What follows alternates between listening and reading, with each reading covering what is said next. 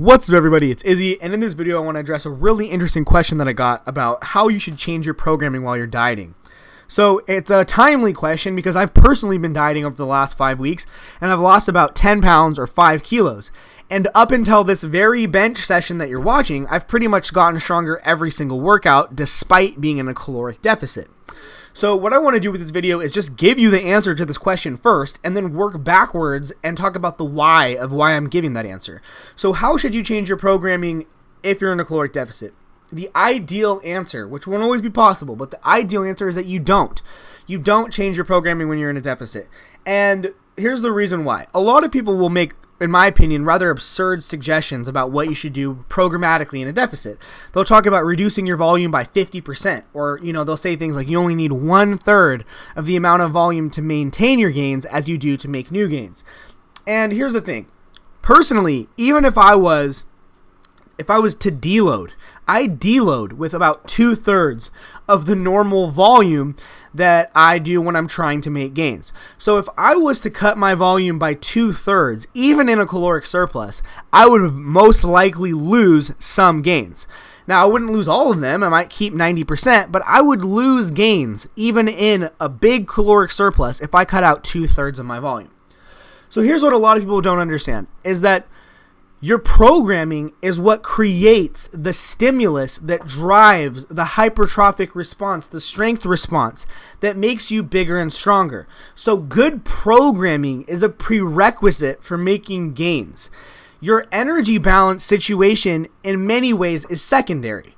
Now, because here's the thing, if you're in an extreme caloric deficit, I'm talking about something very extreme like Lyle McDonald's rapid fat loss protocol or something like that, the best program in the world probably is not going to matter because you just won't be able to recover because the deficit is just so extreme. However, there's an entire spectrum of things in between a massive, huge caloric deficit and a massive, huge caloric surplus that all still result in net muscle protein synthesis. And this is a very important fact. Muscle protein synthesis, the net is what matters here, and it is not directly tied to the net energy balance. So what that means is that you could have a slightly negative overall energy balance, meaning a caloric deficit, while still having a slightly positive net muscle protein synthesis balance, which means that yes, it is possible to gain muscle while you lose fat. Now, is it easy? Does it happen at a quick rate? No, it doesn't. But if you want the best possible chance to maintain or even gain strength while in a caloric deficit, you need to create a situation in which you're having to change your program as little as possible. You're having to change that stimulus as little as possible while still recovering. And that is what's going to get you those gains. So it's important to remember that a deficit or a surplus can be viewed from any time window. So we have a habit of doing it from a weekly perspective. But let's talk about a lot of counterexamples. Let's say that you have the typical dieter who's very strict from Monday through Thursday, but when the weekend rolls around, they eat a bunch of crap and they're in a surplus. Now, whether or not they gained weight for the week will depend on the net, right? But from Monday to Thursday, they are in a caloric deficit from that time window, right? Well, you can actually break this down inside of a day as well, and that's what a lot of people don't realize. Like, are you in a surplus or a deficit while you sleep? And does it matter what happened throughout the rest of the week there? No, it doesn't. You're in a deficit every time that you sleep, unless you wake up to eat meals while you're sleeping, right? And the same thing is actually true right after you eat a meal. Even if you're in a weekly deficit or an overall daily deficit, a deficit in that particular day, right after you eat a meal, there is a surplus of energy in your body that your body can allocate for various needs. So during that period of surplus, there's going to be muscle protein synthesis that occurs. What really matters in terms of losing muscle or gaining muscle is if the net over a long period of time is positive or negative.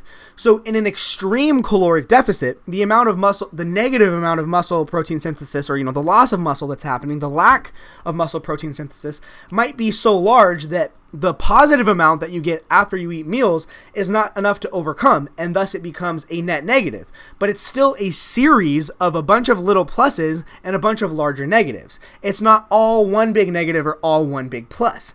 And why this is important because, like I said, you can create a situation where you have a small negative energy balance overall for the week, but still a positive balance in terms of muscle protein synthesis. And the very important factors towards this are probably as follows. You have to diet slowly. Okay, that's number one. Something like between 0.5% to 1% of your body weight loss per week is appropriate here if performance is your number one concern.